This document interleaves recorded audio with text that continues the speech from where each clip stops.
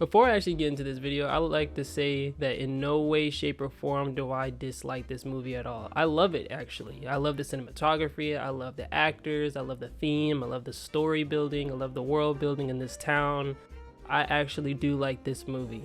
It's probably the best horror movie of this year. The suspense is utilized perfectly and it doesn't rely too much on jump scares. For a director's first feature-length horror movie, this is actually a really good movie. But wait! I thought it was going to be a deeper psychological horror, but it's just a giant naked woman that lives in the basement of a horribly managed Airbnb. The Airbnb doesn't really contribute to the plot other than bad customer service. Is the place trashed? No, Bonnie, the place isn't trash. That's not the point. The point is, what kind of system is that? It's fucking idiotic. I also don't know why you're so calm. Have a nice day. So who the fuck is staying in my house? Hello? Trust me, I understand the theme of men's destructive nature to women and women's desire to raise a family and men's destructive nature to themselves, but I felt the theme was a little overshadowed by the introduction to a new main character 43 minutes into the movie and some unrealistic situations. AJ's just the definition of the worst person ever, and not even the fun kind. It's not much of a hot take to say I didn't like AJ as a person.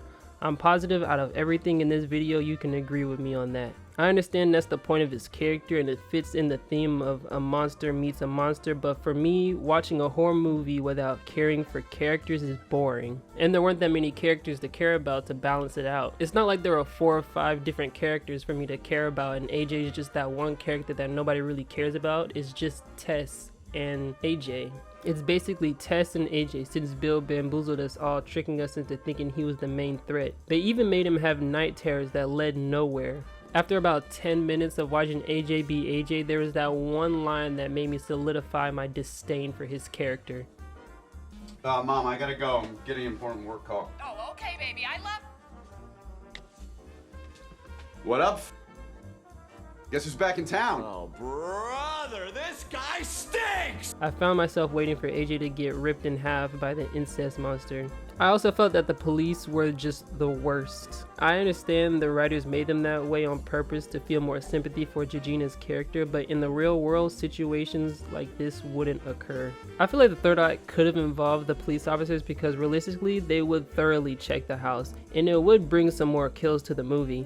There could have even been a neat flash and jump scare like the one AJ did earlier, but maybe from a different angle or perspective.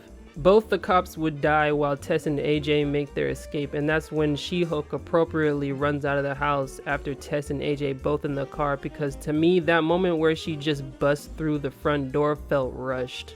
But I guess in this situation AJ would be behind the wheel and he would be the one to actually run into the giant creature monster thing. Same when the homeless man dies. The incest monster crashing through a wall in the midst of the homeless man's overconfident attitude felt like it was supposed to belong in a parody. I've been living in this place more than 15 years, and she ain't never came in this motherfucker. Hey, yo, what the? AJ and Tess could have found refuge at the homeless man's water tower without showing the audience that the mother is still alive. And I guess wandering the streets instead of actually going back into the basement. It's not that smart, so I'm not surprised that it chose to aimlessly wander the neighborhood. The homeless man could have died tending to her wounds, but he's homeless, so I understand why he doesn't have anything really clean to patch her up in. But he's been there for 15 years and you're gonna tell me that he doesn't have a single bit of bandages or alcohol? And why is anybody living in this town knowing that there's a horrendous naked woman inside of a basement? Like, if it were me and I was homeless, honestly, I would just walk. I would just live anywhere else but there. I don't understand why he thought it was a good idea to still be around, unless he's trying to play Batman and stop people from renting out that Airbnb. That last one was kind of a nitpick, but you get my point. I understand from the budget's perspective why they couldn't have gone down that direction, and I'm excited to see what other movies that Krieger will be making in the future because he has some real talent behind the camera.